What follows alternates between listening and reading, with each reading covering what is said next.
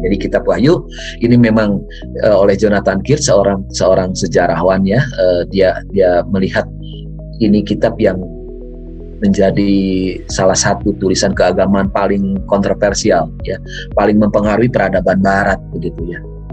Termasuk juga ya sebenarnya peradaban dunia boleh dikatakan begitu ya, bukan cuma Barat.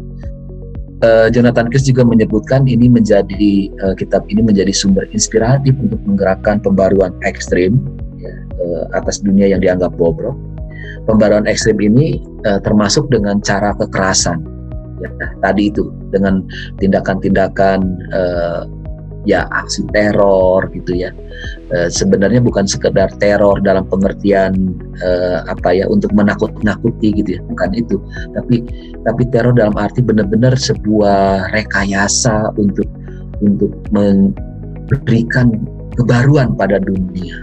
Jadi misalnya ya, jadi sempat muncul gerakan Harmagedon itu waktu 2012 menjelang 2012. Itu gerakan Harmagedon ini mau mencoba membaharui dunia. Prinsip misalnya dunia ini akan menjadi baru kalau dirusak dulu, dirusak dan dihancurkan dulu. Nah, cara menghancurkannya yaitu dengan terornya itu ya, teror tampung. Oleh karena itu sangat ngeri sekali sebenarnya ketika nuklir yang kita kenal gitu ya, senjata nuklir itu kalau sampai ada pada tangan orang-orang yang punya ideologi semacam ini bahaya sekali. Ya. Nah ini Jonathan Kirk sampai kepada kesimpulan seperti itu.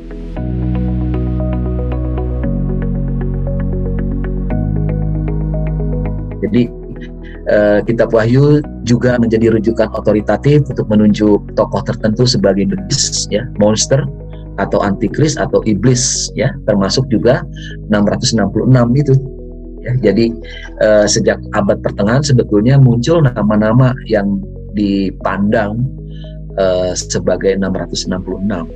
Antara lain ini saya sebut saja Saladin ya pada masa perang salib, Paus Leo X ini masa reformasi, Martin Luther ya, dari kelompok Katolik menyebut Martin Luther antikris itu, dari kelompoknya reformasi menyebut Paus Leo X gitu ya.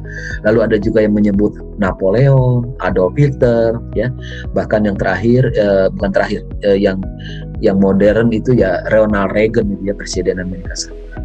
Tentu punya dasar-dasar ya teman-teman, mengapa penyebutan ini dilakukan. Paling tidak karena dua hal yang dianggap terjadi itu ya. Satu, membawa orang jauh dari Allah. Yang kedua tadi ya, melakukan satu kesengsaraan lah sebenarnya, ketika orang tidak bisa akses ekonomi itu kan menimbulkan kesengsaraan.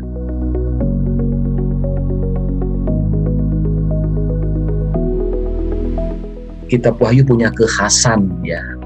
Pertama, boleh saya tunjukkan khasnya itu jenis tulisannya ini sebenarnya padu ya. Jadi tidak bisa disimpulkan hanya satu genre saja.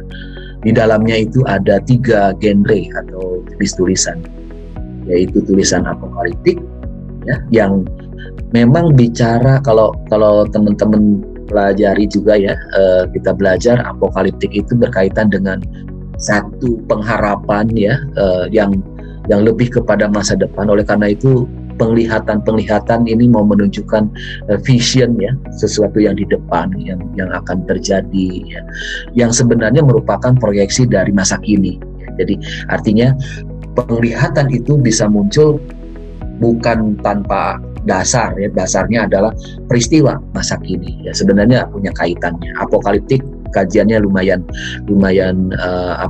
jelimet ya, tapi jelimetnya sih sebetulnya karena bahasa simbolik ya. Jadi tapi inilah satu jenis tulisan atau satu genre tulisan apokaliptik yang ada di kitab Wahyu. Kita ketemu juga di kitab Daniel gitu ya, bahkan di Injil juga ada bagian-bagian yang rada genre apokaliptik, ada yang sedikit.